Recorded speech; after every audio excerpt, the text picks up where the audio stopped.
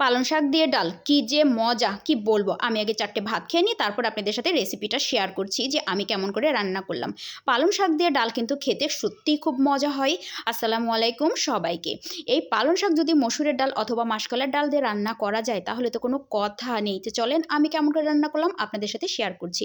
এই জন্য আমি টাটকা টাটকা পালং শাক বেছে নিয়েছি, আপনারাও তাই নেবেন। তারপরে যে মসুরের ডাল নিলাম, এটাকে ধুয়ে এর মধ্যে হলুদের গুঁড়া, ধনিয়ার গুঁড়া, স্বাদমতো লবণ, তারপরে কাঁচামরিচ চিড়ে দিব এই যে, তারপরে কিছু পেঁয়াজ কুচি, রসুন কুচি দেওয়ার পরে একটু তেল দিয়ে এটাকে চুলায় বসিয়ে আমি নাড়াচাড়া করে দিব। আর এটা সিদ্ধ হতে ঠিক যতটা পানি লাগে আমি সেই পানিটা দিয়ে আমি ঢাকা দিয়ে দিব সিদ্ধ হওয়ার জন্য। তারপরে এই যে পালং শাকগুলোকে কেটে আমি ধুয়ে নিচ্ছি পরিষ্কার করে। ধুয়ে নেওয়ার পরে এইদিকে দেখেন আমার ডালটা সিদ্ধ হয়ে গেছে খুব সুন্দর করে। এখন একটা খুন্তি দিয়ে এই যে নাড়াচাড়া করে ডালগুলাকে ভেঙে নিতে হবে। যখন ডালগুলা ভাঙা হয়ে যাবে তারপরে এই যে পালং শাকগুলাকে দিয়ে আমি পালং শাকের ধোয়ার যে পানিটা ছিল সে পানিটাই কিন্তু আমি দিয়ে দিলাম, এক্সট্রা কোনো পানি লাগবে না। ঢাকা দিয়ে দিলে এরা মিলেমিশে একাকার হয়ে যাবে। এই যে এবার আমাকে যেটা করতে হবে, খুন্তি দিয়ে এটাকে খুব সুন্দর করে নাড়াচাড়া করে দিলে এরা মামাতো ভাই খালাতো ভাই সব একসাথে মিলেমিশে থাকবে। এখন এদিকে যেহেতু আর একটু সিদ্ধ হতে থাকবে, পাশের আর একটা চুলাতে আমি এটাকে বাগার দেওয়ার জন্য পেঁয়াজ কাঁচামরিচগুলো আর একটু রেডি করে নেব। কথায় আছে যত গুড় তত মিষ্টি। এখন বাগার না দিলেও কিন্তু খাওয়া যাবে, অনেক সুন্দর একটা ঘ্রাণ বেরোয়েছে। আর যদি বাগার দেওয়া যায় তাহলে তো অবশ্য খেতে আরও একটু বেশি স্বাদ হবে, সেটা তো বুঝতেই পারছেন।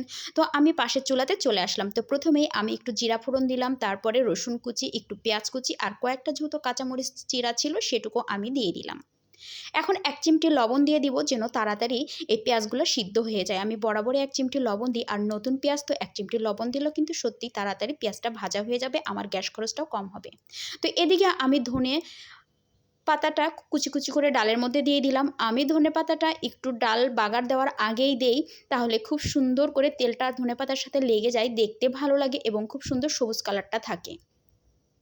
পরে দিলে হয় কি অনেকটা হলুদ হলুদ ফ্যাকাশে কালার হয়ে যায়। তো এদিকে আমার বাগারটা রেডি হয়ে গেছে, আমি চান্নাত করে ঢেলে দিয়ে একেবারে ঢাকা দিয়ে দিব ঠাস করে। তারপরে কিছুক্ষণ পরে চলে আসব। আসার পরে এই যে খুলে নিলাম। এখন আর একটু নাড়াচাড়া করে আমি আপনাদেরকে দেখিয়ে দিব। তো এর মধ্যে কারেন্ট চলে গেল, কোনো ব্যাপার না, আমি খুলে নিয়ে আসতেছি আপনাদের জন্য।